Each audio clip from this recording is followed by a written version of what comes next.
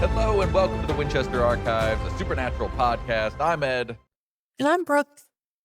and here's a quick spoiler warning before we get started. As always, we are connecting dots across the entire series, so if you haven't watched Supernatural all the way through yet, do so before you continue with any of our podcast episodes, as there will be heavy spoilers.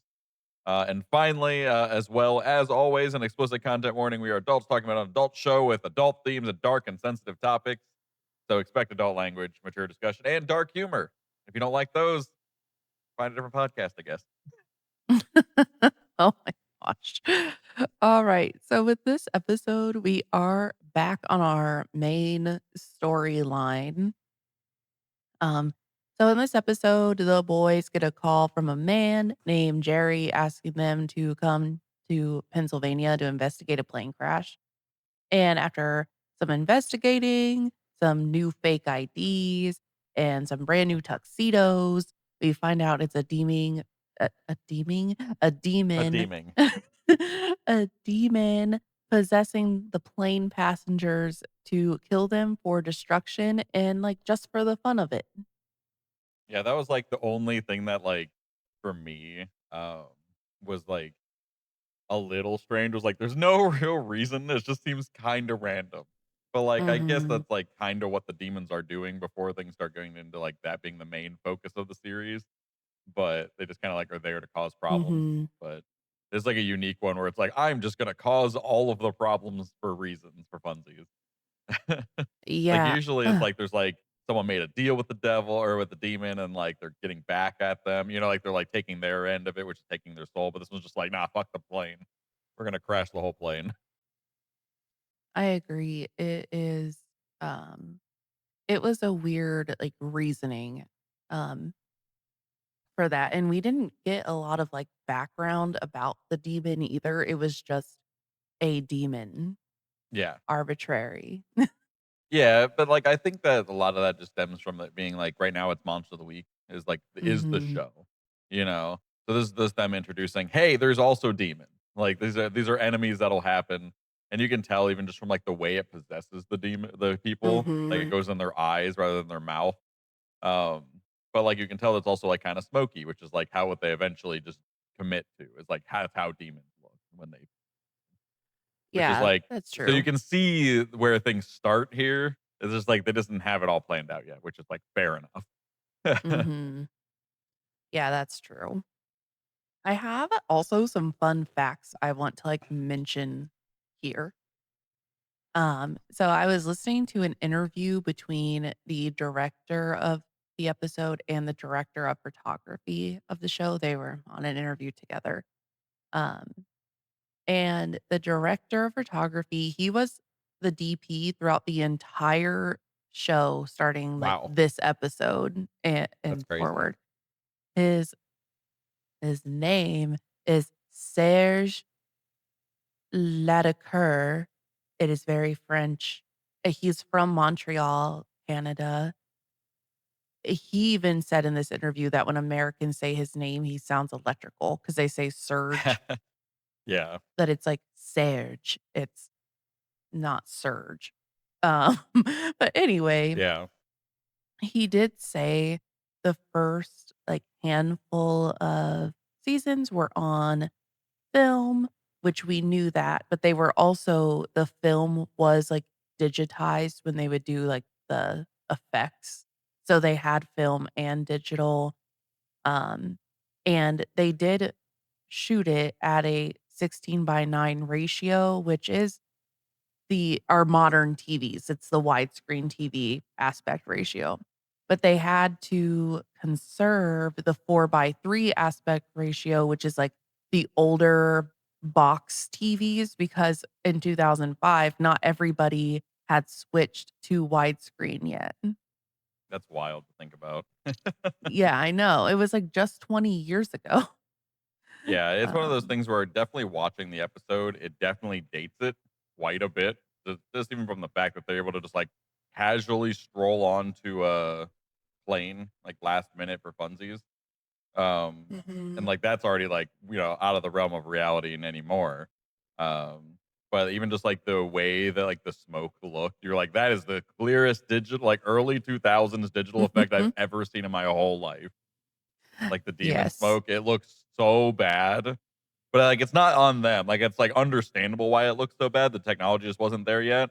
But like, oh my god, Mhm. is it very obvious and dates it very bad. Yeah, and as you said, them getting on the plane, this episode was after 9/11 in the US. I know they were filming in Canada, and not every country has the security measures the US does, uh, so that could have made a difference, and also, like, we don't need to watch them go through TSA to get on the Yeah, plane, but they specifically mentioned they had 30 minutes until boarding, and I'm like, in the US, that is not happening. I don't yeah, care what airport you're at. If you are 30 minutes out from your plane boarding and you don't even have a ticket, you're not making yeah, it on time. not at all. That's why I found that amusing. I was just like, yeah, okay. And I just noticed Mhm. another shot like on the plane where they like are like shoulder to shoulder on the plane in the aisle, and I'm like, there's no way. There's no way there's enough room for that. Well, fun fact, I actually have this listed in my facts. Um, they all of the dialogue on the plane was actually on a plane. That's insane. Well, that just means that it goes to show how like the world is transferred from being like, reasonable comfort levels on planes to Mhm. just like cram them all in like sardines and make it to where it's nearly impossible to move throughout the plane. Yeah, so The evolution of planes, I guess. I'll say the rest of this, um, fact here. It was, they had, like, 3 different things. So they had the actual plane, all the dialogue was on, and when they were simulating the plane crash, it was all, like, camera tilt work, so they didn't the plane wasn't actually moving, the people weren't moving, it was all acting and camera work, and then they had a fan that was, like, blowing Mm, stuff around, that um, makes sense. and then during the fight scene with the demon, they did have that on a set. And then when they were filming, like, the outside, that was all visual effects. Makes sense. You can also Um kinda tell on some of the outside plane shots, you're like, "That's not real." Mhm. Yeah. But it's like, again, it's understandable. But it's one of those things like, "Oh, okay, yeah, visual effect for sure on that one." And Bob Singer, who was the director of this episode, and it was his first episode directing of Supernatural, he had said he was watching on the little screen that directors get, it's not even like a full screen, and they had the papers and stuff being blown around, and he said what he did was he silently got out of his director chair, silently walked up to the plane, up the steps, into the plane, as he was trying to keep his composure, and then the first thing he said was, "It's only plain paper." As in somebody the prop team gave everybody, like, blank pieces of paper that they were supposed to be, like, like they were reading. And he was like, "I can tell on my small screen that these papers don't have words on them." Yeah, And that's crazy. so they had to redo that shoot with, like, newspapers and books and, like, Well, yeah, actual stuff people would have, not just blank pieces of that's paper. insane. That's so funny. I mean, it's And true though, because like, if it was just all mhm. blank piece of paper, it would look very fake. Yeah. So he also mentioned that they only have 8 days to film every episode. That was TV back in the day. And he was like, "The network is going to kill me because filming on a plane was hard, and then little things like that kept happening." And he's like, "This is gonna be a 12-day shoot, and it's never going to air." So, but I Yeah. mean, they got it done. Yeah, that But sounds like it'd be very frustrating. yes. And also 8-day turnaround is kind of insane for, like, development, like that. Like, I don't know what it is now, but Mhm. I feel like it has to be a lot longer because I know at least, like, movies and stuff take, like, years at this point. Like, there's, like, tons Yeah. of reshoots, tons of filming versus, like, TV shows only being, like, 8-day turnaround seems, like, insane.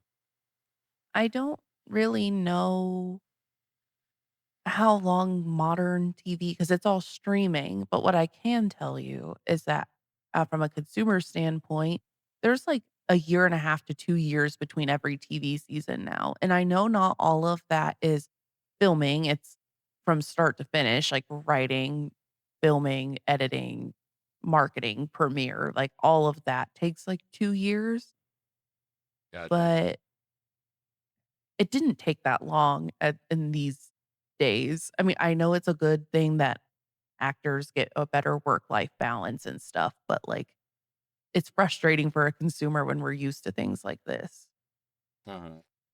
Um, so Bob also said this is the first episode they let the boys be funny and comedic. So they were allowed to, like, let loose, where, like, the first 3 episodes, they were very, like, stoic and brooding and serious. Mhm. And that actually leads into a funny story. So, Bob Singer, if you don't know this, he's been a director since the 1970s, and he's mostly famous for, like, Cujo. That was the big Mhm. one he's done, and then Supernatural in the 2000s were here. He gives Jensen a direction. Jensen, who is 26 years old and a new actor, right? Mhm. And Jensen responded to his direction with, "Have you done a lot of directing?" Like, he was, like, challenging his authority. That's crazy. And then after he realized that Bob Singer is supposed to be directing this and he's an experienced director, he was asking him for guidance because he was like, "Dean as a character has never been funny. I've never played him this way, so I wanna make sure I'm doing it right. Is it too much? Is it too little?" And Bob's answer to that was, "Please tell me you're not going to be one of those actors." And Jensen was just like, "Nope, I'm not." And he just walked away. Um, because Bob's directing style is if he has no notes, everything is good. Oh, fair enough. If he has notes, things aren't good, and he will tell you things aren't Mhm. good. Makes sense. Mhm. But yeah, you can And tell that this episode's a lot more has a lot more humor to it and a lot more, like, quips kinda back and forth or, Mhm. like, the way it didn't take itself too seriously, which is, like, what the whole show kind of is. Like, it's a weird blend of, like, real, like, interactions of, like, comedy and, like, fucking around like that because that's, like, what you Mhm. would do if you were in that scenario, even if it was, like, crazy shit, you'd still have time for fun, you know? That's what humans do.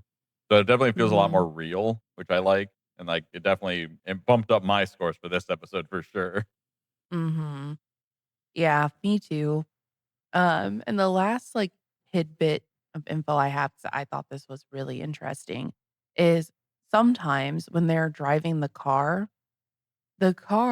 isn't actually moving. It's stationary on the set, and the director of photography and his team are moving the lights around the car to make it, like, simulate driving.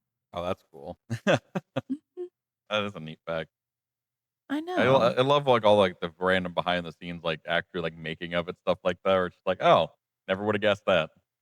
I know. It's like you think all of the like, they're actually doing these things, and then when you hear behind the scenes, you're like, "Oh, they didn't do anything." Mhm. Like, anything you thought they would be doing. Yeah. But, yeah. Do you have any other thoughts or anything before we get into the episode? I just really enjoyed this episode. This is, like, honestly Mhm. one of my favorites, and, like, I was, like, very excited about it. Like, basically, like, when we were going through all the episodes and it's like, "Oh, next episode's this." It's like, "Oh, yeah. I love this episode." I immediately knew what episode it Mhm. was, and I know I really enjoy it. So, rewatching it was a blast, so I'm excited to get into it. Yeah, watching it was very fun. So yeah, with all of this said, you can listen to us on all major platforms and watch along on YouTube. And if you'd like to support the show, you can head over to our Patreon at patreon.com/the Winchester Archives podcast. We have a ton of perks from our Discord to monthly digital art to bonus episodes and a lot more is coming. Yeah, exactly. And then, as always, we are accepting stories for our field research episodes that we're planning. where we share stories written by our listeners about hometown legends, ghost hunting stories, cryptid encounters, anything supernatural, basically. And then you can send those to us at winchesterarchivespodcast@gmail.com. But yeah, they'll be available once we start making them. They'll be available out to all of our listeners on our main podcast feed. We're trying to figure out the frequency of it all and trying to find the time to do all these extra episodes, but we will get them out and we'll start rolling here soon. So yeah, if you like those, feel free to send us those stories and we'll get those made. Mhm. All right. And also, just lastly mentioning, we are on Instagram and TikTok at Winchester Archives Pod. So now let's dive into the episode specs. No, I've kind of already said some of them. But this episode aired on October 4th, 2005. It was written by Richard Haddam and directed by Bob Singer. And I already said this was his first episode directing, but he directed the most episodes out of anyone, which was 48 episodes out of the 327 episodes that they had. Wow. Mhm. Yep, he came back a lot. No kidding. And for our supporting cast, our monster of the week canonically is called the Disaster Demon, which is portrayed by Paul Jarrett, who is George, and Daryl Shuttleworth, who is Chuck, and Christopher Rosmond, who is the unnamed co-pilot. Not to get this Chuck confused with the god Chuck. They're two different Chucks. Yes, They I should have just thought like the about name that. Chuck. Yes. Now getting into the episode overview, the first thing I noticed and thought was interesting is Jensen says the words previously on Supernatural. It wasn't just on the screen. Yeah. And it was still like the longest recap I've ever seen in my life. I'm like, we don't need to go through the past 3 episodes. Yeah, I Just feel like it was a very common thing back then on TV to have the Mhm. recaps, but also like the one of the actors saying like previously on whatever, you know. Mhm. I know. And I know we don't need to mention the long recaps every single podcast episode re-record, but it just really sticks out to me.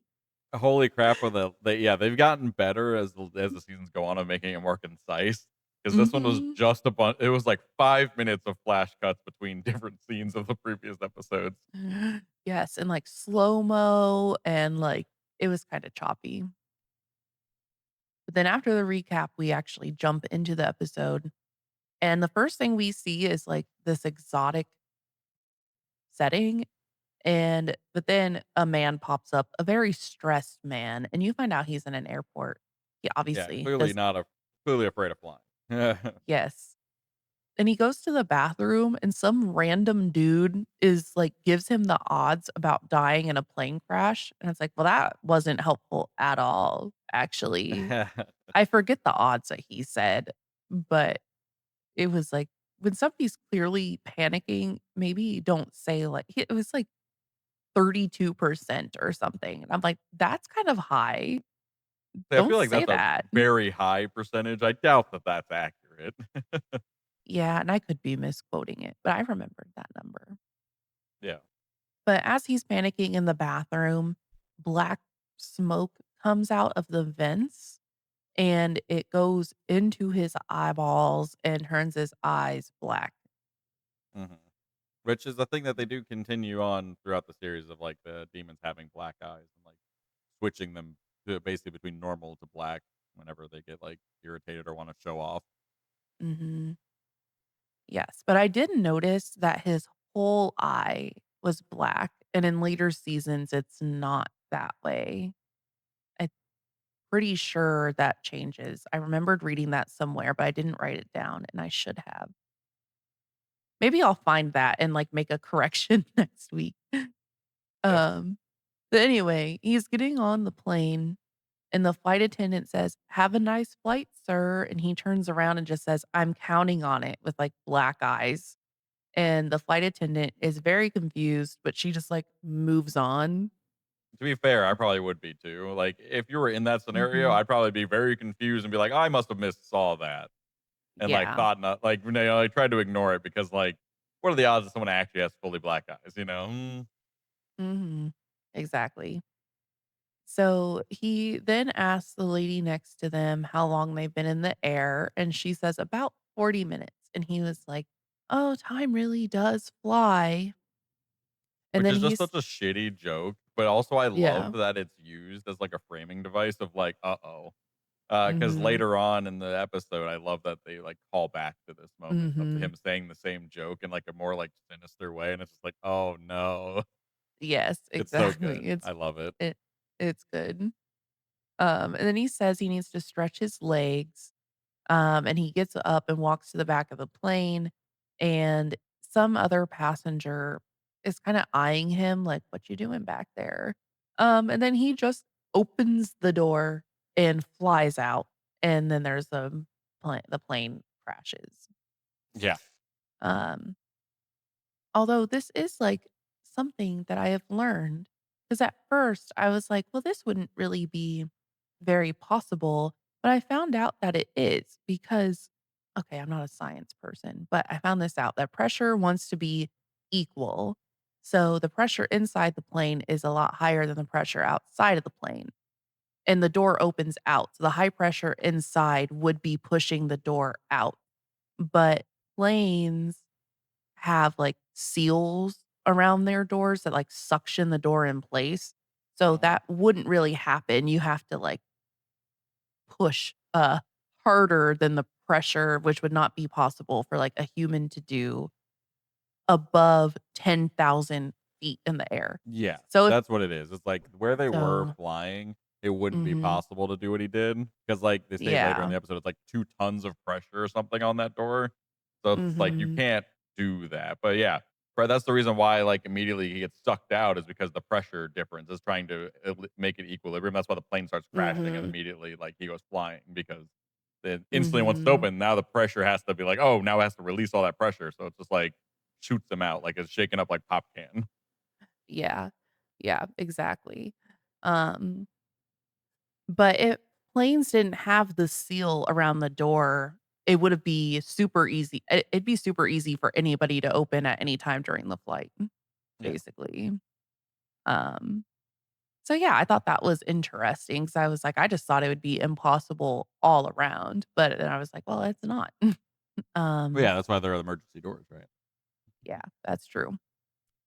And then I just noted that this was a pretty dramatic scene and, there was good acting and good camera angles. And Yeah. now that I know the crash was simulated by a camera angles only, like that's pretty good. Yeah, that's some good acting. Mhm. Now we switch POVs to Dean's sleeping face and very sinister music is playing. It's like kind of makes it a red herring that somebody is breaking in. Yeah. And then we see it's just Sam and the music just changes. Yeah, I think it's like the point is to try to build the tension of how, like, on edge these Mhm. guys always are. Yeah, that's fair. They are on edge all the time. Also, Um, who's up at 5:45 in the morning ready to go like Sam is? Jeez, crazy. Could never. Only Sam. 'Cause the Dean also says, like, "Hey, I knew you were awake at 3 AM watching a George Foreman infomercial." And so he knows Sam only slept for, like, a couple hours. Yeah. And he has, And like, 3 coffee cups. yeah, and breakfast. And Dean said, "When was the last time you got a good night's sleep?" And Sam says, like, "I don't know, a while ago, I guess." To which I say, his last good night of sleep was probably the day before Dean showed up. Correct. His girlfriend was alive. He slept with his girlfriend. So it had been October 30th because the 31st is when they were at the Halloween party and Dean showed up. Yeah. He was probably sleeping pretty good before Dean showed up. Yeah. So that answers that question. Dean didn't need to ask that. He should just know. But then Dean, keeps saying, concerning about like his sleeping. And Sam says, I appreciate the concern, but, and then Dean cuts him off and he says, Oh, I'm not concerned. I just need you to keep me alive, so I need your ass sharp. But which was a joke, but then he was like, "But on a serious note, are you still having nightmares about Jess?" To which I say, "Dean, he will have nightmares about Jess forever. Yes. That's not something you can ever unsee." That's some PTSD right there. Yes. But then not Dean, Sam does go on to say that, like, it's not just Jess, it's their jobs, like, what they do keeps him up at night. Yeah. And Dean says the line that we all hear all the time is, "Do not bring your work home."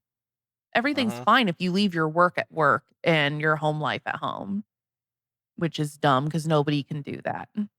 Mhm. And Sam was like, "Oh, so you're never scared?" And Dean's like, "No." And then Sam, like, pulls a knife out of Dean's pillow, like, from underneath his pillow. Which you And can see, like, in the opening shot that he was grabbing onto it, yeah, like, under his pillow, like, he was grabbing it just in case. because he heard somebody jingling at the door. Yeah. And Sam's like, "This is fear." And Dean's like, "No, that is a precaution." Which is valid. Both of those are valid. They're in this case, they are both the same thing. Yes. Correct. And at this point now, Dean is getting a mysterious phone call and he answers it. And we find out it is Jerry Panolsky calling for help. And Dean and John had helped him with a poltergeist a little while back. Mhm. Um, and he needs their help now. So they're going to Pennsylvania, but they get there so fast. And I'm like, where were they? And how did they get to this guy so quickly? The magic of editing. Right.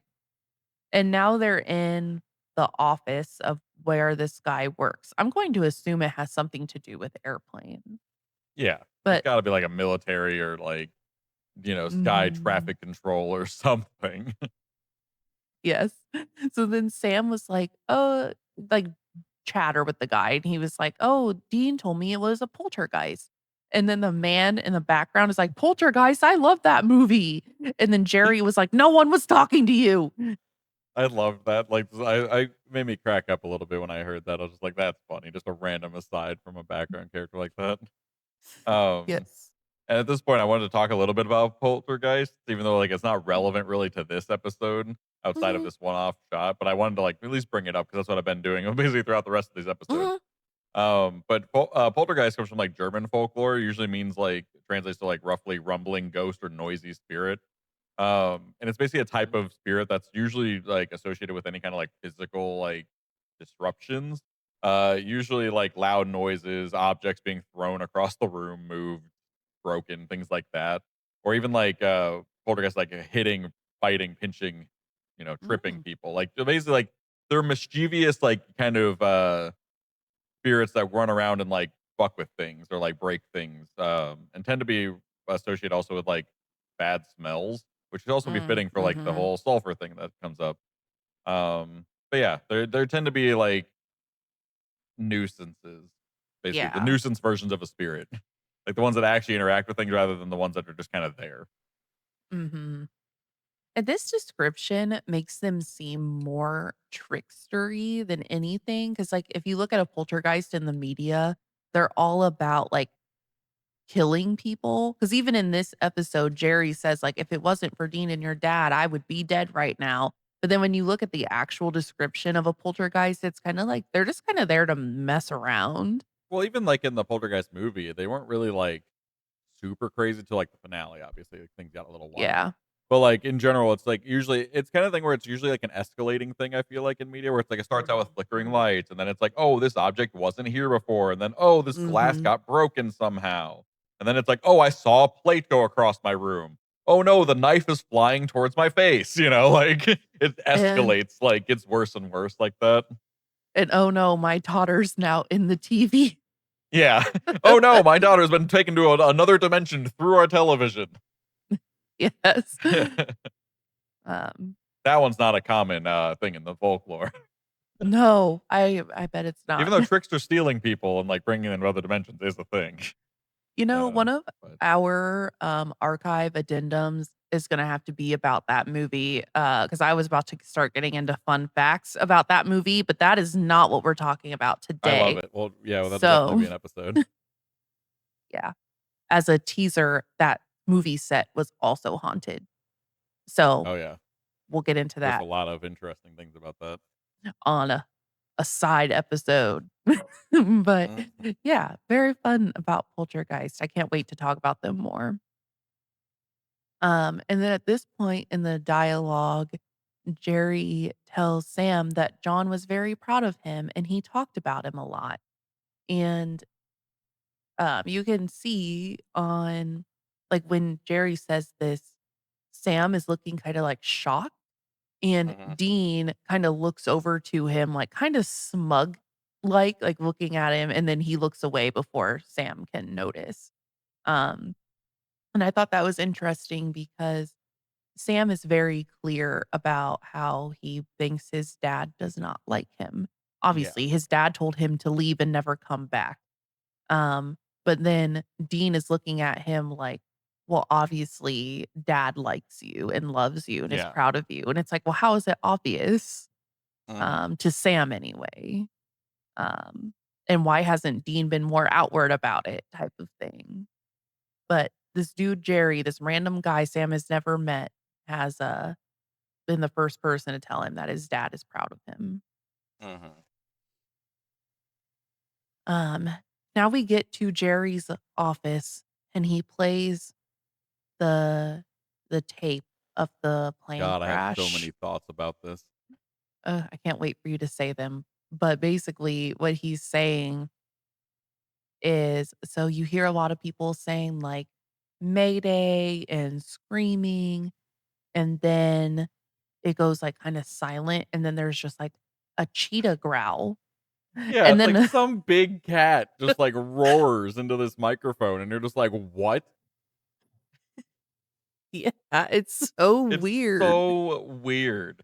And, like, it's one of those things where, like, again, it goes back to, like, the sign of the times where it's like they'd only had so much, but, like, this Mhm. kind of, like, sound effect sounds very, very early 2000s, like, not good.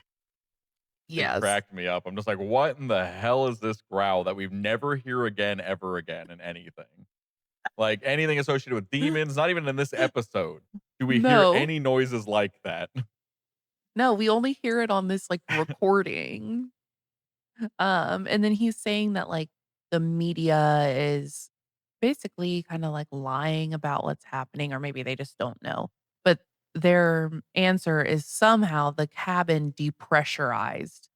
I mean, that's Somehow. correct. Somehow the door opened because, like, to normal people, you shouldn't be able to open that door because there's 2 tons of force on it, right? So, somehow it got Mm, depressurized and the door got pulled open. yeah. So, And then there was 100 people on board and only 7 made it out alive, and 1 was the pilot. So at this point, Sam is running, the gears are turning. He needs the research. He's like, get me the flight roster, the survivors, and that kind of stuff. And Dean is like, I want to see the wreckage. fair. Um, and Jerry is like, there's no way we have clearance Yeah. for the wreckage. Okay. So what do? They casually go to some shop on the side of the road and get Homeland Security IDs. Love that. Like, they They go to a literally random just print shop. yeah, and then the whoever's there is just like, "I can do that." My assumption would be that it's, like, some kinda hunter connection, you know what I mean? Like, it's someone who makes Oh, fake IDs for hunters is my guess. Because it did seem yeah. very random that he could just print off fake federal IDs, unless Yeah. it was someone that, like, owns a print shop, but, like, is a hunter or, like, knows hunters. I kind of, temporarily forgot that they have those, like, hunter connections all around. Yeah. They have, like, random people that are Um, also in on it. yeah. And then Sam says, "That's pretty illegal even for us." To which I say, "It's actually not.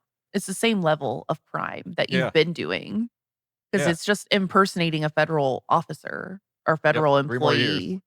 Yeah, it's It yeah, it is illegal, and it is pretty illegal, but it's not illegal for you.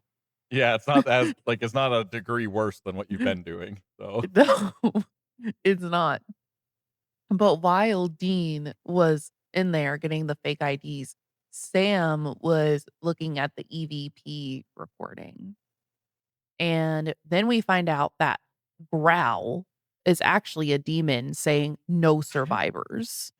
that also made me die laughing when I heard it. I'm just like, "What is this?" Because like, anyone who's, like, done any kinda ghost hunting and stuff, anyone knows what an EVP is. It's literally just, like, you hear something and you try to make words out of it, of something you can't Mhm. understand. But no, this is, like, clear as day, just this, like, demon just growling, "No survivors," and it's just like, "What? What are we talking about?" And also the demon failed then. There were Yeah. survivors. There were 7 of them. So, like, why are we Yes. saying no survivors? It's very, like, it reminded me a lot of, like, this whole episode kinda reminds me of Final Destination, like, the first one. Yes. I was actually just thinking that in my head. Um, Even, like, the plot of, like, oh, the thing that didn't end up killing everyone that it was supposed to goes around and tries to kill them afterwards. It's literally, like, the same mhm. thing except it's a demon instead of death.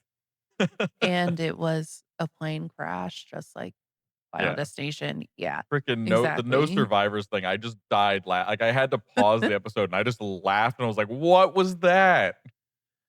Like, it's No. just clear as day, "No survivors," and it's just like, that's not like, if that's the kind of evidence that EVPs are easily accessible from, like, a recording like Mhm. that, then the supernatural is just confirmed. Everyone should just believe in Yes. ghosts and demons. Like, you have a growl that just translates to "no survivors," Mhm. like, in very clear English. Like, Yes. Like, I have not even, like, been Aramaic or something, like, from, like, not even, like, Hebrew. the first place you and I went ghost hunting together with my dad, I did catch a growl, and my dad heard it in real life, and everybody else was like, "That wasn't there." And then when I re-listened to the EVP, there was a growl, but Yeah, that was kinda spooky. it didn't translate to anything. To It be was just a fair, we also growl. didn't, like, play it in reverse or anything because it might have actually just said "no survivors" out on, like, Oh, plain English. we did survive. Kind of. We had to leave early because that's a whole whole 'nother episode also. That could be one of our field research Yeah, episodes. for sure. Um, but yeah.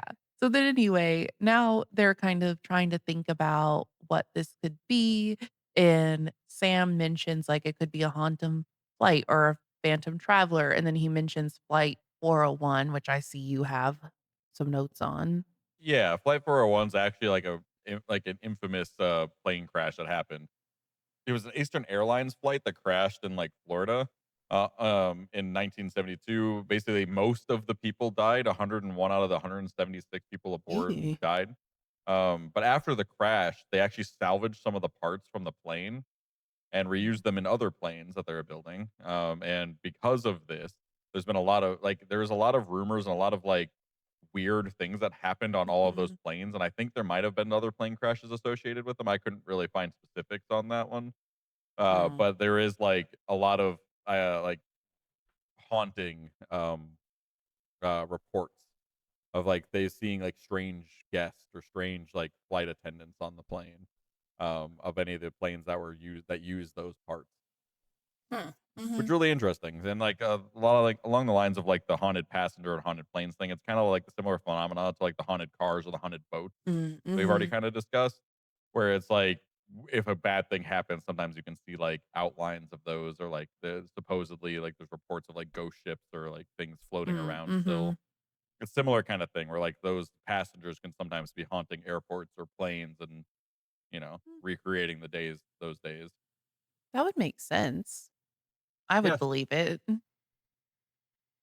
And now they're trying to talk to the survivors. One survivor is Max. He's the one that watched the dude open the door. He just straight up checked himself into a psychiatric hospital. Fair. You know what? Yeah. Fair. Yes. And they're trying to ask him about the crash and like why he's here. And he's like, well, I'm stressed because I was in a plane crash. Fair Um, also. and he was like, basically gaslighting himself because he was like, "What I think I saw," and, like, but it wasn't real and stuff like that. I don't blame him at all. I would have done the same thing of being like, "I Mhm. think I saw this, but that just doesn't make logical sense because it doesn't." Some Mhm. black-eyed, guy just opened up the plane door and just, like, flew out. Mhm. Like, that doesn't seem like it could be real, especially when there again, 2 tons of force on the outside of that door. Mhm. Then yeah, that's what he explains, that a man with black eyes, he thinks he saw push the door open, but it's impossible because of the air pressure. And then they are asking him questions like, "Is it a ghost? Like, is it an apparition? Did you see It was through it?" flickering Those in and out of itself. yeah. And the Max is like, "Are you guys crazy? Like, this was a person. He was sitting right in front of me. There's not a ghost." Mhm. And they're like, "Okay, then what could this be?" I know at this point in life, they are not demon experts, but from all of the real person with black eyes, you think they would have heard about it from somewhere at some point and they would make this You would connection, think. but they haven't. Yeah, Accompanied with the growl and the saying the nose like, I feel like there's enough evidence right now to point towards a demon, but not to them. So for sure, but also, like you said, they're fairly new to demons, but also they were mhm. discussing ideas of being a monster, like a werewolf, Yeah. a vampire, things that they know have that extra strength that could be Mhm. just a normal person until, bad things happen. So, Yeah. I can see where they're coming from in that way, but you're right, the black eyes thing is very, like, specific. Mhm. As Dean at this point even mentions that, like, not even somebody on PCP could open a plane door at that Which is altitude. yeah, no kidding. So they get to George's house because they wanna talk to his wife, and she tells them he was very afraid to fly, and he is a dentist headed towards a convention, very normal man. And Sam asked if there was anything strange about him that she notices sometimes throughout their marriage. And she was like, "Well, he has acid reflux, if that's what you mean." That cracked me up when I heard that, I was like, "Wow." George Just is just a normal dude. yep, yep, just So just a guy. so that was a dead end. And Dean says they need to go look at the wreckage. He's like, "It's time. We gotta use these IDs. We gotta go see the wreck." And Sam says if they're gonna do that, they need to look the part. And then it jumps to a tux store, and they come out looking like some federal agents. Mhm. I thought this was funny banter. Dean says, "I look like one of the Blues Brothers." And Sam says, "No, you don't. You look like a 7th grader at his first dance." Which is amazing. Mhm. Then Dean says, like, "I hate this thing." But we see them continuously, like, using suits from this point Yeah, forward. when they have to imitate the federal agents. Yeah. And they're using an EMF reader at the plane wreckage. Well, they get in. It's kind of like a montage of them getting into the wreckage at this Yeah. point. And Dean pulls out an EMF reader, and Dean and Sam is like, "What is that?" And Dean is like, "It's an EMF reader," and he explains what an EMF reader is, like, to the audience. And then Yeah. Sam's like, "I know what that is, but why does it look like a Walkman?" And then Dean says, like, he made it himself. He's like, "It's homemade," and he's so happy, and then Sam is just like, "Yeah, I can see that." And I'm just like, why can't Sam just be happy for him? Dean is clearly happy. Why do you gotta yuck someone's yum, basically? Because then Dean is just like, his smile goes away, and he's just like, "Okay, I guess I'm just gonna go work now." I'm like, "That was kinda rude." Yeah. But also fits the, like, brother It does. banter It does. stuff. Yeah, and, like, basically exactly what, Dean kind of explains, the EMF detectors are actually used in ghost hunting, for, like, detecting any fluctuations in electromagnetic fields, which are said to be able to be manipulated by ghosts and spirits and demons and all the fun things. Um even though they're generally used for detecting those things in power lines and household appliances. Mhm. And apparently, I looked into this too. Apparently, it is possible to turn a Walkman into an EMF reader, Oh. but because it has like an antenna and it uses like it can do the similar kind of things if you like mess with it like that. But Mhm. it probably won't be as accurate as like a dedicated EMF detector. But yeah, That's apparently you can do it, fair. which is like blew my mind. Yeah, I was not expecting that. I was just like, "Oh, that's made up for the show," Hmm. 'cause, like, that is clearly something That's what I Dean would assumed too. do. Um, that they hold it over the door handle and it starts going crazy, and there's stuff on it, and they don't know what this stuff is, so they take it and put it in a little bottle to investigate it. Hmm. And now the actual Homeland Security is here, and the security Which I guy. loved that. Yes, I did too.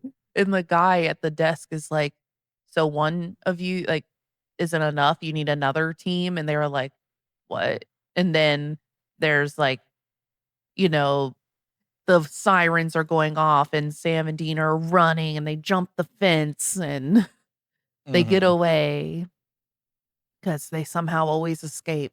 Well, somehow is Yeah, because and it's I love God's how plan. Dean, like, used his jacket this is very smart, by the way. Used his jacket to cover the barbed wire to jump over the fence, which is, like, that's what you should do if you ever need to get over Mhm, barbed wire. Throw, like, a jacket or something over the top and then go across it that way. Um, mhm, but Sam just doesn't and just goes over it anyway, but, like, it's fine. mhm. I was just like, "Okay, And then Dean's like, "Maybe these things are useful." fair." The only thing I could think of, because we always talk about how tall Sam is, okay, but they're both tall, but Sam is like 6'5" and Dean is like 6'1", but maybe that extra 4 inches just made it so he could jump over. Well, you would still be touching the barbed wire, though, Oh, that's true. or having a higher chance of it anyway. Yeah, that's fair. I don't know, but I did notice that too, that they both Yeah. didn't do it. Um Now we're in the POV of Chuck, the pilot from the first plane. He is very scared to fly, but he has a friend, a pilot there, trying to say like, "It's okay, you can get back in it, and we can do it together, whatever." And I'm like, "It's what? It's been like 2 days. Like maybe it's a little too soon." Well, I mean, even his friend even says, like, "If you're not ready, we can do this another day." Like, so it Yes, made it seem like it was Chuck's idea to try to do it again. yeah. But he was like, "No, no, I want to do it." And then we see the demon smoke. The demon goes in his eyes. And then the co-pilot is like, "Hey, are you doing good?" Because they're flying, and they're like, "Oh my god, I have never been better. I'm Mhm. great up here, actually." Yeah, and the one thing is, like, the, demon base seems to be, like, targeting people that are afraid or, like, have a high stress or high emotions, which is a thing they bring Mhm, up later as well, which I don't think ends up being a big deal later on, but in, in the later on in the series. But, it is a mhm, thing, in, like, mythology that or, like, Christian mythology where it's, like, demons target those negative emotions, so, like, if you are mhm, emotionally in an emotionally vulnerable state like that, that's when they can latch onto you and, like, start messing with you, make it worse, and because they mhm. feed off the negativity, so, like, it would make sense in that way. Yeah, it definitely would. I've heard that a lot about not just demons, but, like, ghosts and spirits in general. The more vulnerable you are, they'll be there. Mhm. So that works. Um, and then we jump back to Sam and Dean, and we find out that the handle is covered in sulfur, and that's what makes them know it was a demon. Yeah, which is Mhm. fair enough. Because like demons are essentially very associated with sulfur. It used to be called like fire and like the whole phrase like fire and brimstone is like the consequences of like God's wrath, or like Mm, mhm. hell is like fire and brimstone. Brimstone was like an old like an archaic name for sulfur, so it would Hmm. make sense. And it's commonly associated with like the repulsive scent of like sulfur dioxide, that like rotten egg stench. And like in Dante's Inferno, it's described like hell is described with having an infernal stench, which is tend to be like attributed to that sulfury smell. And apparently, also during the witch trials, witches were often burned to the stake with wood soaked in sulfur to ensure that the flames would be strong enough to burn the Wo body completely. wow. So I yeah, didn't know and that. when sulfur is burned, it is why when it gives off that smell or when Hmm, it's heated up. So and then they also interesting. learn, like, obviously, they mentioned it's a demon, so we're gonna get into demons a little bit. So demons, in mythology, in general in myth I would say, like, in Christian mythology, but it's actually in a lot of mythology, the demons are, like, a thing. Not necessarily with the name demon, but, like, there tend to be, like, spirits that are, like, evil or, like, not necessarily evil, but, like, they have bad intentions, like, they don't have very good Mhm, intentions for the humans around them. They tend to be, like, pretty selfish in that way of, like, they only care about what they want and, mhm, like, don't care about being malevolent towards other people. Um, but yeah, they're all over pretty much every culture has, like, demon-esque things. Like jinn, is another thing that's from, like, the, Middle East there, which are mhm, basically, like, just malignant spirits that are there to cause chaos and pain and death and destruction to people, to humans. So they're basically all about that stuff, even though, like, the word demon doesn't actually mean evil spirit, even though, like, colloquially it does now. Back in the day, it's actually an ancient Greek word that means daimon, which just means lesser spirit. So it's just a spirit that's just not a god. That's mhm, all it is. The people commonly had like house daimons or things like that, which is like your house spirit, like your guardian spirit for your house. But mhm, they still called them daimons. But basically, when Christianity took over, they tended to make a lot more of the current cultures evil, so you would go towards their religion. And mhm, thus, daimon was conflated to demon, and then all those lesser spirits started getting all these like negative connotations associated with them to make them forces of evil and things like that. mhm, Um, but yeah, there's a lot of that, and then also in Christian demonology, it kind of fits in with like what happens on in the series later on more so than now, but it's still kind of relevant now. But yeah, in demonology, they use sigils and circles to contain and like trap demons, especially if you summon them.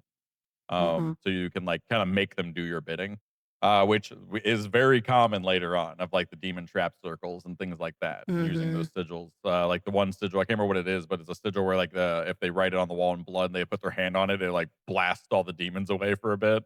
Yeah.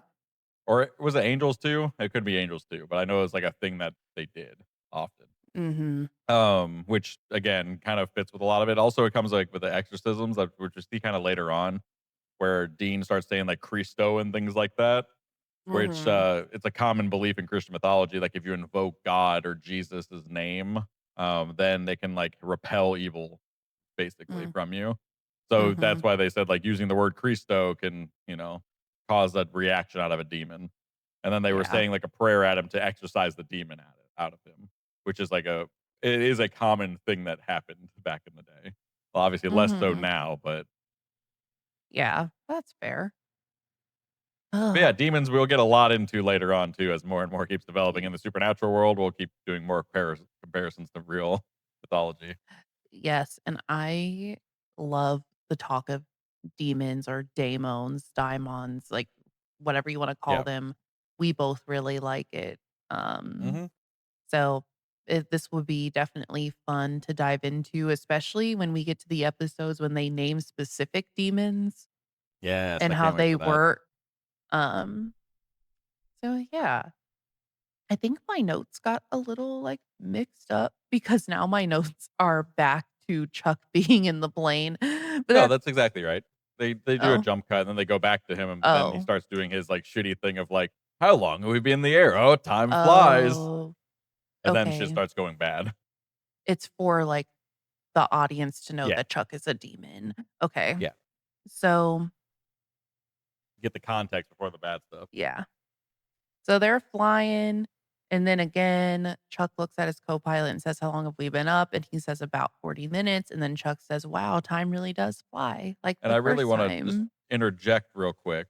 The Mhm. 40 minutes thing, but we both found kind of odd. We both made a note of Mhm. that as we watched it. We're like, that seems like oddly specific. And then like they mention it later in this episode where it's like Mhm. Christian numerology, which it actually is too. Like the number 40 in the Bible, it tends to be interpreted kind of as like a time frame that God likes to use as like a trial time. Like you have to Mm. like you have 40 minutes or 40 days and 40 nights, like the flood, to like Mhm. endure a trial to go to get like past where God or to get to where God wants you kind of thing. So in this case, the Oh. demons kind of bastardizing that, which is also a common Mhm. trope of Christian mythology of demons taking Christian imagery and Christian belief things and flipping them on their head or bastardizing them in some way Mm. to make them be like almost like a Mhm. mockery of God, to like make fun of God Okay. because they don't like him. So in this case, they're using that 40 minutes as like a 40, you got 40 to as like that's God's trial. So now that's my trial before I kill you all. Mhm. It's like it's taking that thing and twisting it. Kind of like how they do like I'm assuming later they gotta do this at some point in the series. It's been so long that since I've watched the full series, but like they gotta do it to where like they do like the three knocks. So that's like a common Mm. thing of like demons do three knocks on the walls or on the doors or on things like that Mhm. because it's a mockery of the Christian mythological belief of like the God, the Holy Spirit, and the Son are all the same person, but Oh. also not the same person. So it's a Mhm. mockery of the Trinity. So all three of them. So that's why they make three knocks to be like, hey, yeah, fuck you and your God kind of thing. Yeah, that makes sense. I actually don't know if they do. I feel like they gotta at some point. That'd be kind of crazy if they don't. Right? I guess we'll see when we get there. Also, I really loved, like, this point where he goes, like, where he got asked, like, the "How long we've been up?" And then he says, "Oh, 40 minutes." And he just goes, "Wow, real time really does fly." I was like, "Oh, you bastard." Like, you just like, it's Yeah. just, like, it's such a good call out from, like, previously, but it's just, like, it's such a, like, now as the audience, like, "Oh, you dick." You know what's gonna happen now. Mhm. And even the, like, co-pilot is like, "Okay." Like, Yeah. he's like, "Why does that matter?" But Well, it's 'cause then it's such a bad joke. Like, it's such a bad dad joke. it is. And then immediately Chuck just takes the steering wheel and, like, puts it down, like, nosedive, and the co-pilot Mhm. is like, "What the hell are you doing?" And he tries to, like, take over, but then he gets several elbows to the face. Which I was just like, "Damn, that's, like, violent," but, like, it's good, but it's just like, "Damn." Mhm. Just, like, Right? nails him. He does. And I have an error here. So basically, when they get on the plane number is C-GBBT. And then once the plane is in the air and they show a shot of the outside of the plane, it's C-GUTV. That's crazy. Hmm. The plane also starts out with several circular windows and then it changes to only three squares That's windows. also crazy. But, like, I would never have noticed. Hmm. And yeah, the plane is going down. You get a shot of a poor little farmer on a tractor going down a road, and then the plane just like hits. Yeah, poor Um, dude. we don't see the plane hit the guy, but I It's don't very think he implied. dodged that. Yeah, He was going very slow on that tractor. yeah. Then it goes back to Sam and Dean, and they still don't know about this yet. But Sam, just like you said, Sam says every religion and culture has a concept of demons. Then he Right. says some demons are associated with disasters, but not necessarily plane crashes. And Which Dean, is also true. There is a specific subsect of demons that is basically, attributed to disasters and stuff like that. Mhm, It was commonly done, like, back in the day too, before we really understood what those disasters were. You just describe you didn't know why this was happening, so you ascribed it to, like, an evil spirit. that makes Makes sense. sense. Yeah. And Dean is looking very stressed and uneasy. And Sam is like, "What's going on?" And Dean just kind of says, like, this isn't their normal gig. And he knows demons never want anything. They want death and destruction for their own sake. And he wishes their dad was there to help, Mhm. and Sam says he does too. Um, then I say, "Oh, Dean, how things will change." Mhm. He learns a lot about demons whether he wants to or not. Yep. And then Jerry calls and he's like, "Hey, Chuck died." And Dean is like, "Oh my God, where?" And he says, "Nazareth, Pennsylvania." And Dean's like, "I will pretend to not know the irony of that." And then Jerry is like, "What?" And he's like, "Never mind, I'm on the way." Yeah, which I found amusing because, like, obviously, for anyone who missed it, the irony there is that they're hunting a demon in Nazareth, and Nazareth is the place where Jesus Christ was supposedly born. So, Yeah. They get to the crash and they're like, "Oh, there's more sulfur here." Um, and they, tell Jerry about the their demon theory. yeah, Um, and they're like, "Well, maybe the demon was after Chuck specifically because it was on both of his flights. yeah, So in he made a theory." deal with the devil, and like he's coming to collect, Mhm. kind of thing. Like, deal with the demon Yeah, rather. exactly. Um, and but then Sam has the number 40 lore drop, like you just said, and Uh-huh. then they put together the pieces that the demon is going after the survivors, because that's what the no survivors meant. It was mad that people survived. So it's like, Yeah. we gotta go back, and get everybody. Hmm. They have called all the passengers and found out they don't plan on flying anytime soon, which is, like, interesting work, but also that wouldn't stop a demon from going back and killing them. Yeah. But, it's fine. Maybe But this demon only has power over planes specifically, maybe. Um, so or the but writers wanted to make it concise and just have to deal with one other character yeah, to resolve the episode. that's also a thing. But the flight attendant that we saw at the beginning, she is continuing to work. And they're 5 hours out from Indianapolis, and Sam says, "That's a far drive even for Dean right now." And Dean's like, "We will make it on time because the plane is taking off at, like, 8:30 or something like that." I don't know how far they were driving at this point, but 5 more hours to go. Mhm. They get to the airport. Yeah, so the next shot is them running into the airport, so they apparently Yes, made it. yes. And they say the plane is boarding in 30 minutes. And Dean runs to a phone to call Amanda, and they're trying to get her to turn around by saying her sister was in a car accident. And he's like, "My name is Doctor James Hetfield." And that is the lead singer of Metallica, by the That's way. amazing. I didn't know that. That's hilarious. Mhm. And she was like, "Well, funny thing is, I was actually just on the phone with my sister." So they Awkward. and she's like, "You're one of Vincent's friends, aren't you?" And Dean is like, "Yep, I sure am. He wants you Mhm. to stay here, actually." Uh-huh. Um, and and she's like, "It's too late." And he's like, "The guy's a mess." And she's like, "Is he really?"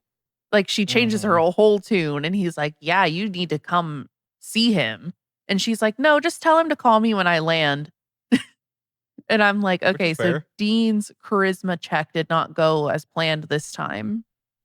Didn't go terribly though either. No.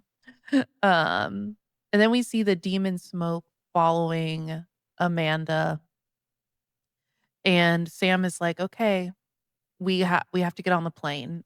And Dean is very visibly not happy. And we Mhm. find out that he doesn't like flying, and he's like, "Why do you think I drive everywhere?" Which I loved that line. Once I heard that, I'm like, "That's amazing." Mhm. Because also it does set up the reason why they drive everywhere instead of flying, which would be much easier. Mhm. It explains it. Yes. And then Dean is like, "This plane is gonna crash, and you wanna get on it?" And Sam is like, "Yes, I do, actually." And Sam just has, like, the biggest hero complex ever. Yeah. Well, yeah, like, it also, Um, like, makes it's very good because he was like, "Well, it's either we both get on this plane and we solve this together, or I do." Like, that's kind of the mhm, only options mhm, if you wanna sit this one out. So, that's um, very, like, hero-y like that. It's just like, "Well, those are the options. mhm. Someone's getting on that plane and stopping this." Dean's third option is we let it happen and we solve it from the ground. Yeah. Um, but then Sam is like, "You go to the car, get our stuff. I'm gonna go get our ticket." Okay, they have less than 30 minutes now because they took the time Yeah. to call Amanda and then discuss this, Yeah. right? They got like 20 minutes. And so one of life's biggest mysteries, right? They go to the car, get the tickets, go through TSA, make it to the gate, and board the plane. In 20 minutes, which is not Yes. No. happening. Considering also that, I mean, I don't know what airports are like in Canada, but for all intents and purposes, they are in Indianapolis in the US. And our Yeah, airports here, you don't park next to them. You have a parking garage or a lot that you take which is a like a good tram to. 25-30 minutes away. Yeah. So Not really. It's not really that far away, but you get it my could point. There's be still a depending drive on where you time. park, Yeah. right? Because they have to go to several different stops. It's not just where your car is back to the airport. So yeah, Maybe they parked in like guest parking, like visitor parking, or like the picking people up parking. So like maybe it's closer, but still. maybe. Whatever. The magic of TV, it works out. Yes. Well, actually, no, the The magic magic of of God's story. yes, the magic of God writing this story, it Yeah. works out for them. The magic of plot armor. Mhm. So now they're on the plane Canonical plot armor. and they're on the plane and Dean is not having a good time. And Sam says, "Just try to relax." And Dean says, "Just try to shut up." Which again, just I love it. I love it so much. Yes. And now they're in the air. They've taken off. And Sam goes, "Are you humming Metallica?" And Dean goes, "It calms me down." Which cracks me up too, because it's just again, it's just these characters are so great, and I love it. Mhm. Yes. And now basically Sam is telling Dean he needs to calm down and stay focused. And they have about 32 minutes to find a demon and exorcise it. And Dean says it'll be someone with an addiction or emotional distress, but he is too stressed to realize that that is him. Yes. He is so vulnerable right now. Oh yeah. But they're thinking Amanda could be possessed right now. Makes sense. So Dean casually just pulls out a jug of holy water, a jug that is too big to be in your carry-on because it can only be like 3 ounces of liquid as a Mhm. carry-on. And whatever. God lets them carry that on the plane. Um, but Sam is like, "Don't take that over to her. You have to be like more subtle. If she's possessed, she will flinch at the name of God." And Dean goes to walk away and Sam's like, "Hey, wait, say it in Latin." And Dean's like, "Okay." And he goes to walk away and then Sam's like, "Hey, wait." And Dean's like, "What?" And he goes, "The Latin word is Christo." And then Dean is like, "Yeah, I'm not an idiot." And he goes to walk away. Even Yeah. though this is technically an error because that is not Latin for God. Deus is the word for God. Christ is Christo, but they're also kind of the same person. So like, Yeah, that's why it eh, it kinda works and it kinda makes sense because, again, in Christian mythology, invoking Jesus Christ specifically is usually what you do. You don't necessarily even invoke mm, God as often, you invoke, like, mhm, Jesus. mhm, So it would make sense that Christo would be a similar effect. You know, like you said, in Christian mythology, they're kinda all the same person, even though they're all distinct people. yeah. But Latin for God is Deus, but I also saw in like Greek, Christi, or I don't know how you'd pronounce it in Greek, but that means like the anointed one. So it could yeah. be God also, but they're 2 Again, different they're all, like, languages. similar. Yeah. They're all kinda intertwined Um, twined, so it works. yes. So And Dean apparently it does because it works later on. yeah. So Dean gets up, and this is so funny. He gets up and he goes back to where Amanda is, and he's like, "I just had to stretch my legs," and they were just having like normal conversation, and he was trying to figure out how to fit Cristo into the sentence, but he couldn't. So then he just goes Cristo, and she's like, "What? I couldn't hear you." And then he's like, Cristo. Like, he puts, like, a question mark at the end, and she's like, "I still don't know, like, what you're Uh, saying." I love it. It was so funny. But their conversation was more like how she's not letting her fear keep her from living her life. Yeah. So, She's like, "We're all afraid, but you just gotta not let it mhm, stop you," or whatever. yeah. So he goes back to Sam and he's like, "She is not possessed, nor will she ever be possessed." She is like is very concrete. No distress here. But Dean is very clearly stressed. Yeah. And Sam is like, "You need to calm down." Mhm. And tries telling him to, like, take a deep breath and whatever, and Dean says, "Stow the touchy-feely self-help yoga crap, it's not helping." And then Sam is like, "Hey, you can be possessed if you don't get it together." Mhm. So then Dean starts doing, like, deep breathing. His deep breathing is so dumb 'cause it's just Yes. like like, it's like the not working, and it's so No. funny because it's just like the face he makes is just, like, so bizarre. He's just Yes. like Yes. it's just like, "What is happening?" Like, what you're doing is not slowing your heart rate and No, grounding you're if you. anything, you're probably gonna make it worse because 'cause you're breathing really weird. Yes. Like, you're not taking a full deep breath, you're going like, Yes. that's gonna make you panic. Right. But then Sam is like, "Hey, I found an exorcism that I think will work." And then Dean is just like, "Oh, what is it?" Like, happy to change the subject. And then they're Yeah. like, "Okay, we need to find the demon." So he takes his Walkman and walks up and down the aisle pointing it at people. Which It it cracked me up at one point, he walks by, like a goth chick, and just, like, it picks up her music, and it's just, like, this, like, guitar and, like, double bass, like, pedal Mhm. drums, and I'm just like, "That's amazing." Yes, so stereotypical. Um, like, it doesn't look too out of place, but people are giving him, like, weird Well, it's not out glances. of place that he's, like, has, like a Walkman with headphones or whatever. It's Mhm. more out of place that he's, like, shoving it in people's faces. Yes. And then he tells Sam, maybe it's not on the plane. And Sam says, "Do you believe that?" And then Dean says, "I will if you will." I again, it's just so good. Like, I just love their banter back and forth. It makes me Mhm. so happy. Yes. Same. And then the co-pilot walks out and the EMF detector, like, goes crazy, which wouldn't happen in real life, but this isn't real life, so that's what happens. So then they Yeah. go back to Amanda because 'cause they're like, "We gotta talk to her."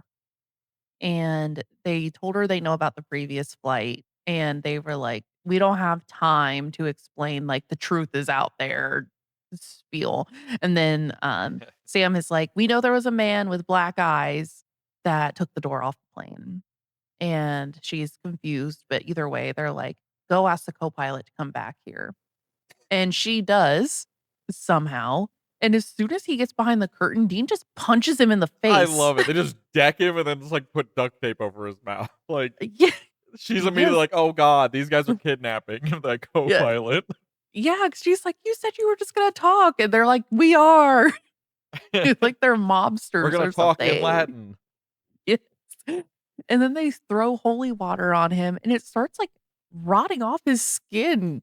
Yeah, it reminded me of, like, an acid burn, like, almost like you took, like, Mhm. what is it, calorific a what's the word? Not chloroform, that's not the right thing. Hydrochloric acid, that's the one I Yes, wanted. that. And just, like, put it on his skin and it just, like, burns, which is like, "Oh god. Mhm. Clearly, this dude is possessed." Yes, and this was also very clearly before they cared about the people the demons were possessing. They Yeah. just they just saw demon. They didn't really think that it was, like, a person actually being Mhm. possessed by a demon. Um, but Sam starts talking in Latin to exorcise it, and then to get him to stop, the demon's like, "I know about your girlfriend. She's here. She's burning every day," and, like, kinda laying into Mhm. it. And Sam is very clearly, like, caught off guard and doesn't know what to do. Yeah. It's like a deer in headlights, and Dean just, like, decks him in the face again to get him to Yeah. shut up. And then the demon leaves the body, and goes into the plane. And apparently it can just possess the plane. So I don't know why it's possessing people because the plane just like drops. It's like extra turbulence, basically. And now everybody's screaming. Yeah. And I'm just like, imagine you're on a plane, you are on the plane, and this happens. And some dude just goes to the middle of the plane and starts screaming in Latin. And then everything is fine. I will say if I ever am in that situation, I will immediately become much more of a believer in pretty much everything. Like, I'd be Right. like, "Oh, shit, maybe there's more to this whole, like, Christian mythology thing than I thought before." Or, Yes. like, maybe there's more to, like, something because like, this dude just spouted Latin and everything's okay now. Like, Mhm. "Alright, time to learn some Latin again." Again. Yeah, since I've learned it once, learn it twice. And I'm also just gonna throw out there, Amanda deserves some paid time off without her PTO bank. The company should just give her time off and some She needs some leave. counseling. Like, she needs Mhm. some, like, short-term medical leave or whatever Yes. Yeah. for all this PTSD. They're off the plane, everything's fine. They're leaving, and Dean tells Sam that, like, "Hey, demons read minds and they lie. It doesn't know about Jessica." But, like, Sam doesn't really believe him. He just says, like, "Yeah." Like Which is also, like, correct because demons don't tend to like, nothing that I could find, like, has them being able to read minds, like, at mhm, all. They are liars, and they do say things to manipulate people and to fuck with people, mhm, according to, like, mythology, and they're very good at, like, reading people, and, like, also the idea of, like, them being in, like, a different state of reality, right? Like, they're, like, supernatural, so mhm, they're not, like, in this world, so they might have more access to more information mhm, than other thing, especially since they're associated with, like, the afterlife and, like, dead people and things like that, especially, like, in Christian myth of them, like, being the people that or the beings that, like, torture people in hell. So, like, mhm, in theory, they would be able to, like, know those kind of things, and also we learn later in the series that since he's like, the actual person that killed him or mhm, killed Jessica is a demon, like, a big bad demon, like, a named demon, mhm, meaning some of these underlings probably have heard the rumors or heard about it or know of the plan because mhm. obvious. Like, if it's a big time demon with, like, a big time plan, like, they might know. Or Yeah, exactly. And then they're leaving. Jerry's saying thank you. And then Dean is like, "Hey, I've been meaning to ask, like, how did you get my new number? I've only had this phone for like 6 months." And he's like, "John gave it to me." And they're like, my dad, you talked to our dad? And he's like, "Well, no, it was his voicemail. It said call Dean for help." And Sam is so pissed because he's like, "Every time I call dad, it says the number is out of service." And they Mhm. call it and they listen, and it really does say, like, "Call my son Dean, here's his number." Yeah, And Sam just gets up and walks away and gets into the car and, like, shuts the door because like, John didn't even understandable. call them. Yeah, like, what the hell? Yeah, You can't even just say, "Hey, I'm good," like, "See you soon," or, like, "Keep doing what you're mhm. doing. I have big plan" like, "Sorry, I'm not there now." Like, even anything, even if it's just a, "Hey, sorry, I'll be back in a month." Yeah, "I'm gonna give people your number to do Like, jobs." Like, anything. But instead, he just sets up his own voicemail, be like, "Hey, call him instead." After mhm. being, like, disconnected for a while, like, that's crazy. It I'd be is. pissed too. I'd be like, "What the fuck?"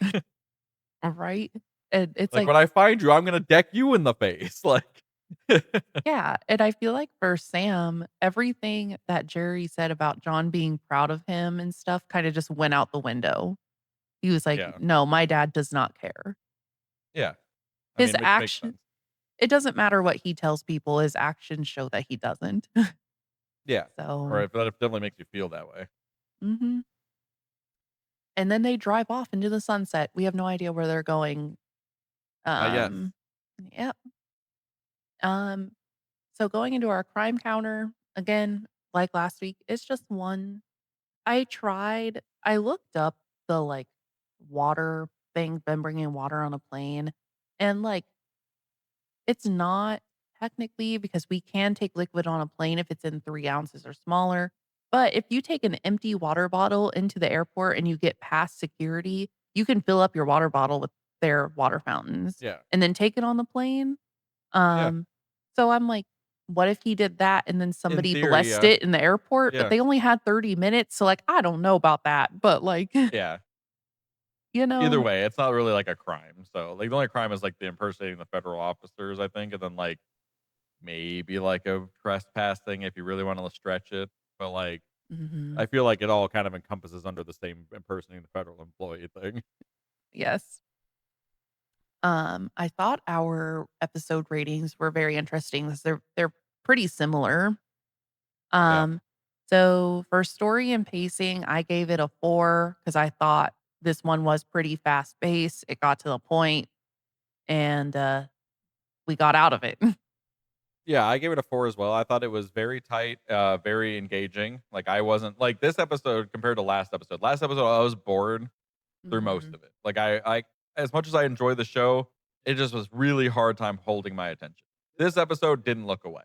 I enjoyed it from start to finish, and I really mhm, enjoyed a lot of like the way it was structured in the sense of like, especially like what we talked about earlier, like the demon, they giving the demon lore, and then cutting back to Chuck being possessed and saying the demon shit, and then crashing the plane. mhm, Like I like that they did those cutaways and it went well. Like I thought the whole plot felt very good. Nothing felt out of place. So I was like, mhm. this is a good, solid structure, for this whole thing. Yeah, it definitely is. For monster lore, I gave it a 3, and I'm going to say it is because I felt like we didn't have a lot of lore, and I know it is because the boys don't really know what demons are yet, but, like, the lore drop wasn't even really a lore drop. We got, like, a little hints about it. Valid. I gave it a 5, but that's more like I'm looking at it more of a big picture kind of thing. Like in the actual episode, you're right. We didn't get a ton. Mhm, But mhm, in the grand scheme of things, and like just in general, like with the real world mythology comparisons, they did compared to their last episodes, that of all I give them all threes because they're all like relatively accurate. This is very accurate. Their depiction of mhm, demons is pretty damn accurate to like the actual mythology, the actual mhm, folklore. Like pretty much none of it that I could find was like, oh, this is embellishment for the show or like mhm. whatever. It's all very good and very like very correct to like the correct things. And also I like that it like set up future demon episodes a lot. Yeah, It really set up like the kind of universe that they're going to be delving into a lot more. So I thought they did a very good job with demon. mhm. I And agree. specifically a Christian demon like this. Yeah. Like I think they did a great job of like being lore accurate. Mhm. That makes sense to me. Character development, I gave it a 4. I see you gave it a 4 as well, not to steal your Yeah. thunder.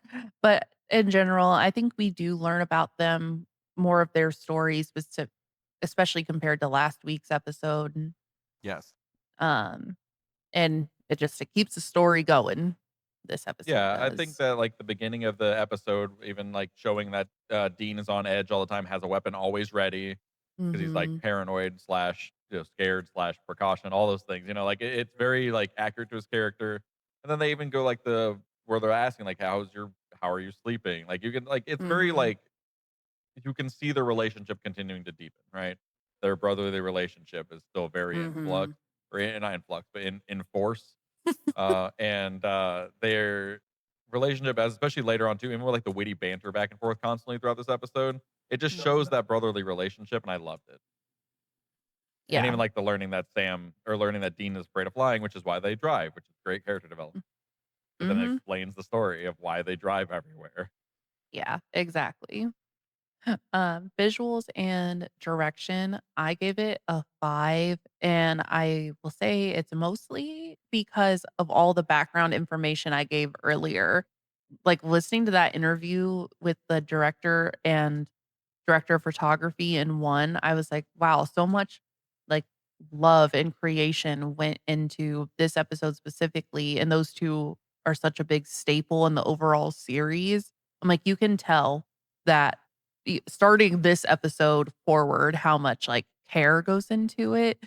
Mhm. And I do think the effects were really good for what they were working with, since they were on an actual plane and they went to an actual airport to do their filming. Yeah. And like I gave mine a 3, which I think is hilarious because, like, the lore, we flip-flop the lore and and Yeah. the direction stuff, which makes sense since those are, like, our 2 specialties, right? So you have a Mhm. lot more appreciation for it. I have a lot of appreciation for it too in the sense especially after you giving me a lot of that background information, I would actually bump it up probably. Like, we went Mhm. back and redid our scores a little after, like, all that context, probably bump it up a little. But I bumped it down a little because, oh my god, the fucking demon smoke looks so bad. Oh my god, does it look terrible. Like, again, I Yeah. understand this, the sign of the times, I get it, it's the best they got. But holy crap, did they get better when they could do, like, the smoke cloud going into the mouth thing?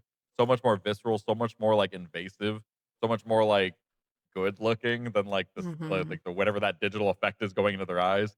But, like, they did fine. I didn't think it was bad at all. I really enjoyed it, and again, given that extra context of how most of it was practical, I love practical effects in every kind of media. So, like, Mhm. that makes me like it more. So, like, again, I would Yeah. raise my score if we redid our scores, but Yeah. No, I totally get that. Um, Emotional impact, I gave it a 4 just because, uh, you know, we just learn more about them, and to me, it was very emotional seeing things that like, their likes and dislikes, like how Dean was very proud of himself for making that walk bin, but then he was also very scared of flying, and Sam was very happy to hear that his dad is actually proud of him, but then also still very mad at his dad. And also, like, the demons saying stuff about Jess, like, they're not just, like, getting rid of Jess as a character, they're like, "Oh, she died, Sam will never think about her ever again." Like, yeah. she's still impacting him, so that was my Yeah, I gave it a 2. The reason why is because I took this question differently. A okay. lot of that stuff I attributed to the character development part of earlier. Oh, This one, mhm. I always read this question as emotional impact on me. How did I feel? And I Oh. didn't feel like any type of like, oh man, I feel so bad for anyone, or like I feel like so good. I don't feel like it was just a good episode. Like I enjoyed it, but it didn't like Mhm. impact me where I'm just like, oh my god, I'm feeling that in my heart. You know what I mean? Like I just didn't. It didn't do that So, for me. So this question is supposed to be how it impacts you, and when I was explaining it, I meant to say, like, that is, like, it did have an impact on me yeah, because of that stuff. yeah, that's how. Yeah, I figured that's what you meant by that for sure. Like in like Mhm. when your description, but I was just saying like for me, it just didn't do anything for me in that Yeah, way. So I that's was just fair. like, 2, fine. Rewatchability, I gave it a 4. Like, yeah, I'd rewatch it. 5 out of 5. Fucking love this episode. Like I said, the ending of last episode where I was just like, "Oh, I can't wait for it." It's true. I Mhm. love this episode. So, and also again, it introduces demons to this show, which becomes such a focal point. And again, a lot of things carry over, which I like. Mhm. So, like, I thought this was I love this episode. It's fun. It is. Salt and Sass, I gave a 4 because there is good banter and the tropes are good, but we don't get any iconic lines. Yeah, I gave it a 5 out of 5 because again, I think this is another reason why my rewatchability is so high because the banter they do have, I lost it. I laughed so hard at this episode. Even all these years later, I was just like, "This is great." And, like, Mhm. because of that, like and a lot of it was that banter and, like, the things that you mentioned of, like, him making the Walkman and then Sam being like, "Okay, that's kind of bizarre. You made it out of a Walkman instead of just buying one." And then Dean going like, "Fine." Like, it's just like Yeah. that kinda stuff is just like I love it. And, like, these guys are so good at, like, being facial actors too. Like, just, like, Mhm. the way they personify these characters that, like, it makes it feel like it's just them. Like, they're Mhm. all just so natural and things like that, and, like, those back and forth banter is just, like, really solidified that for me. I was like, I Mhm. love it. Every quip made me laugh. Even, like, the random Yes. side character being like, "Oh, I love Poltergeist." It's like, "What? Why are we doing" like, that's amazing. I love it. So, yeah, that's why I gave it a 5 on Mhm. that. Makes A lot of sense. fun stuff. Um, our average scores and our combined scores are the same, 4 out of 5 from both of Yeah, us, which makes our great combined episode. yeah, it's good for sure. If we rated this one higher than the pilot, I think, or maybe there I No, don't the ha combined score on the pilot is 4.21. This one's 4.0. oh, So, the pilot, we okay. still both rated slightly higher. I think that's just because of, like, the really establishment of, like, a lot of the characters, and like you said, a lot Yeah, of, like, one-liners that go through the rest of the series is in the first episode. that's While this true. one just, like, had a couple little knocks on it there, but Mhm. yeah, it's still, like, better than 2 and, 3 for sure. Like, this episode's great. Exactly. Yeah. Do you have any other things to add about this episode? Nope. And I think that brings us to the end of season 1, Mhm. episode 4, then Phantom Traveler. Thank you all for joining us this week. Next week, we are playing paranormal games with Bloody Mary. And don't forget, whenever you're ready, we'll see you in the archives. Bye.